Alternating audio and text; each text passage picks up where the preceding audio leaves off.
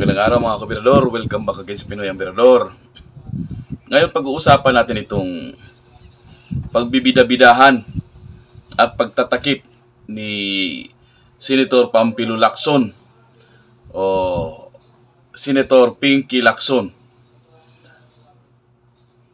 Tanong ko lang mga kabirador, ito bang si Senator Pinky Lacson ay naglingkod para sa bayan o kay Bangag Marcos? Kasi yung sinabi yung aligasyon na ipinakalat ni former Congressman Saldico ay inaabsuelto niya. Inaabsuelto ni Pinky Lacson si Bangag Marcos na tulad ng sinabi ni former Congressman Saldico na siya ay nag-deliver ng pera na magkano yon, na umabot daw ang pera na siya daw ay inutusan ni BBM Bangag Marcos Jr. na mag-insert ng 100 billion sa national budget ng 2025. Ngayon, at sabi pa ni Saldico doon sa latest niyang upload na video ay hindi lang 25% ang napunta kay Bangag Marcos, kundi 52 billion pesos. Ngunit itong aligasyon ito, imbis na imbestigahan ito, naitatanong ko tuloy sa sarili ko, imbis na itong si Pinky Lacson ay mag-imbestiga dahil siya naman ang chairman ng Blue Ribbon Committee, imbis na mag-imbestiga, bakit inaabogaduhan niya itong si Bangag Marcos Jr.? Hindi ako nagsabi niyan, ha? Sinabi kagabi ng kapatid niya, mismong si Manang Aimee, na itong si Bangag Marcos Jr. ay bangag talaga. Simula pa ng pagkabata. Inamin niya talaga. Imbis na alamin kung paano nangyari yon, sa bagay, hindi naman interesado na si Pinky Lacson dyan. Kasi ang mahalaga sa kanya ay ang mapagtakpan niya itong bangag niyang amo. Pareho silang dalawa ni Tuta Soto. Ito, narito mga kabirador. Pakinggan nyo, ha. Panoorin nyo. Pero bago yan, kung bago na kayo dito sa ating channel, please like, share, and subscribe. Kung gusto kasi ng iba, paniwalaan natin na sa Pangulo ang nag-utos mag-insert. But it doesn't make sense to me, Mr. President. That's why I'm trying to explain this to our colleagues and to the members of the DPCC family para maliwanagan naman natin, and in the presence of the media, maliwanagan naman natin na hindi kasama ang Pangulo kasi common sense. Siya nag-utos, ibibito niya. Siya nag-utos, i-FLR niya. Sa atin, yung nangyari do sa, and this affects our economy, even yung investor confidence.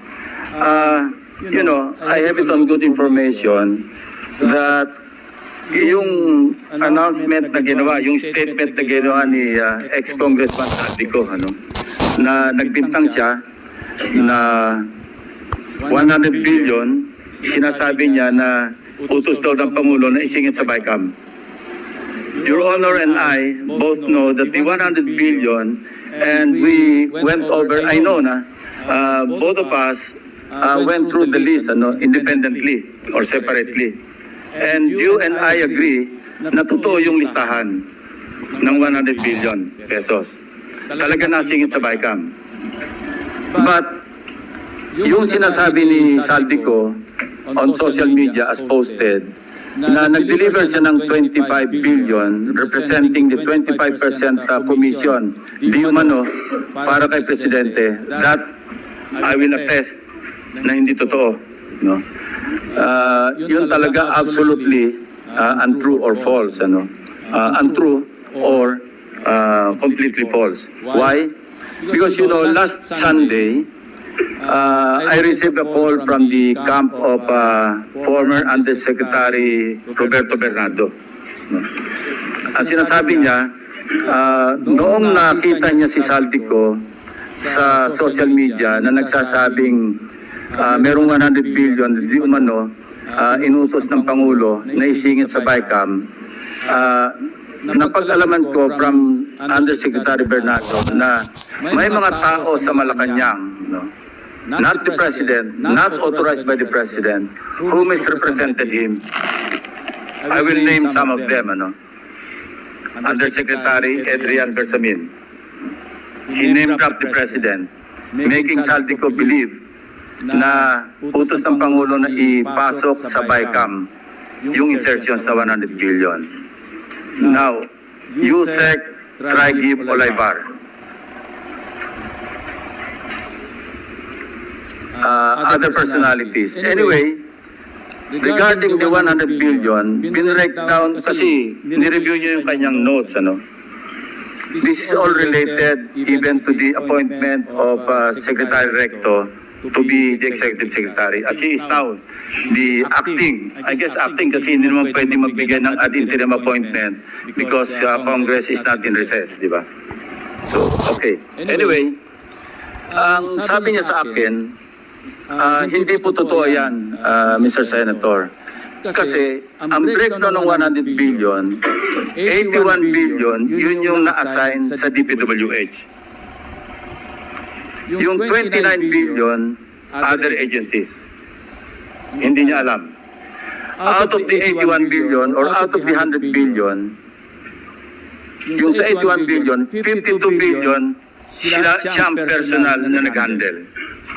Ako po nag-handle nun. Nasa notes niya, ito yung kanyang table, binigyan niya ako ng kopya.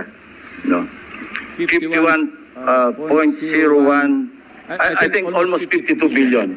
Anyway, so 52 billion, yun yung personal hinandle niya. And talagang sabi niya, nagatid ako ng pera as kickback. But not to the President, but to Yusek Olaybar. And sabi niya, ang pagkalam niya, kasama si Yusek Adrian Bersamin. 8 billion pesos, Mr. President, in at least 10 deliveries. The modus that yung arrangement nila is, may tigisa silang armor van. May armor van si Yusek Olaybar, may armor van siya, magpapark sa basement ng Diamond Hotel, darating yung van driven by Olaybar, and possibly, sabi niya, hindi siya sigurado, and possibly, along with Adrian Bersamin. Bakante yung armor van, ipapark, itadrive yung isang van na puno ng pera. Ranging from 800 million hanggang 2 billion. Umabot ng 2 billion only because sometime in I think March hanggang April yung delivery. Very good nga raw siya, sabi ni Yusek Olaybar, kasi nakakapag-deliver. Ang biggest kasi naipon, because March 11, natatandaan niya, inaapuran niya na si Undersecretary Olaybar, nakunin na kasi napupuno na at saka matagal na nakapark. Sabi niya, sabi ni Olaybar sa kanya, wag muna kasi magulo ngayon dahil inaaresto si dating Pangulong Duterte. So naipon yung laman ng van, sabi niya, mga 2 billion pesos. That was the single largest or biggest delivery that he made to Olaybar. Kung saan napunta, hindi natin alam. But personally, he knows or he knew that kasi personally, nagpapalit sila, amounting to 8 billion pesos. 1 billion, he delivered to Secretary Bonoan. So that's 9 billion. Yung 8 billion was representative of 16% of the 81 billion or 82 billion. Ang usapan daw nila initially was 15%, Mr. President. Tumawad pa raw ng 1% si Olaybar, pero suspecha niya, natatawa raw siya dahil para sa sarili na lang ni Olaybar yung additional 1%. Kaya mabot siya ng 16%. 1 billion to Secretary Bonoan. Siya mismo nagbigay. So he was asking for my advice. Ang sabi ko sa kanya, can you put it in your own handwriting? And I'll see to it that it will reach the President. No. Isipan mo. But I took notes when he was narrating what he was about to write down. I was taking notes together with my two lawyers. He was also with his lawyer. So, and that happened. The President received the handwritten narration. Sabi niya, last quarter ng 2025, most likely during the last days of October or early November 2025. 2020, ano to? Last quarter.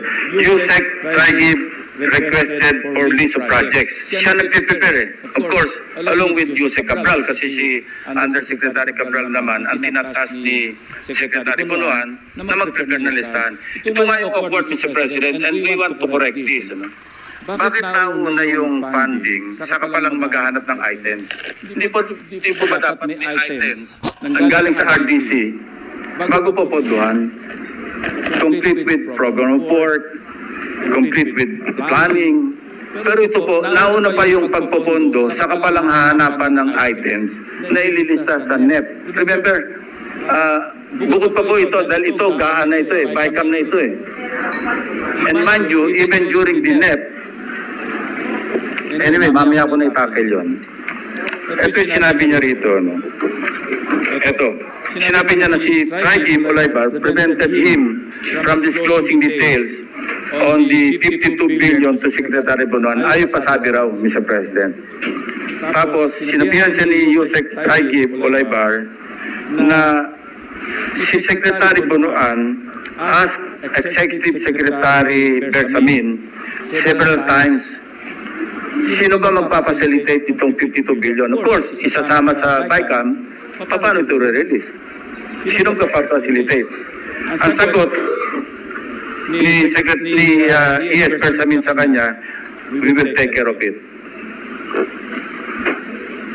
Sila na raw ang bahala kung paano ayusin yung 52 billion. Now, I'm not defending the President, Mr. President, but you know, in fairness to him, yung list of projects, yung 100 billion, initially naka-FLR lahat yun eh. Pinapatrack ko ngayon sa aking staff kung ilan yung na-release out of the items on FLR or PISARO for issuance of SARO. Hindi pa namin alam. But initially, kasama sa nabito sa 194 billion ng ating Pangulo, 1.15 billion pesos worth of projects. Andito yung listahan ng projects. May lista rin ng, nakita ng mga staff ko ito, pero may listahan din si Bernardo nito. Kung alam ni Pangulo, at siya nag-utos na mag-insert ng 100 billion sa GAA, sa BICAM, bakit niya bibito? Yan din ang observation ni Your Honor, di ba? Sabi niyo rin, because you also examined. While you were examining or respecting the 2025 GAA, we were also busy inspecting. No, hindi naman tayo po nag-coordinate, but our findings are practically the same. Diba? It's the same, Mr. President. It's the same. Ito yung tatlong items no, na nabito. Saltico list vetoed items. GAA, Volume 1C, page 849. Construction of cruise port and facilities package, Puerto Princesa City. 250 million. 800, page 822. Construction of multipurpose building, Government Center, Barangay Gadani, Tayum, Abra. Page 322, construction of riverbank structure including irrigation system, integration along Polo River at Sitio Lawaan, upstream, right side, Mall Boal, Cebu, package 3, 100 million. Total 1.15. Kung gusto kasi ng iba, paniwalaan natin na sa Pangulo ang nag-insert, nag-utos mag-insert. But it doesn't make sense to me, Mr. President. That's why I'm trying to explain this to our colleagues and to the members of the DPCC family para maliwanagan naman natin, and in the presence of the media, maliwanagan naman natin na hindi kasama ang Pangulo kasi common sense. Siya nag-utos, ibibito niya. Siya nag-utos, i-FLR niya. Interjection, Your Honor. Yes, sir. Just for clarity, the handwritten letter was given to the President yesterday. I think Monday, Mr. President. Yesterday. And After PM. thereafter, he asked There were for resignations. he asked for the In resignation. this case, Mr. President, Cortes' resignation is a euphemism for firing. Yeah. All right, thank you. You know, Mr. President, the President is a very kind-hearted person. You know, I would have suggested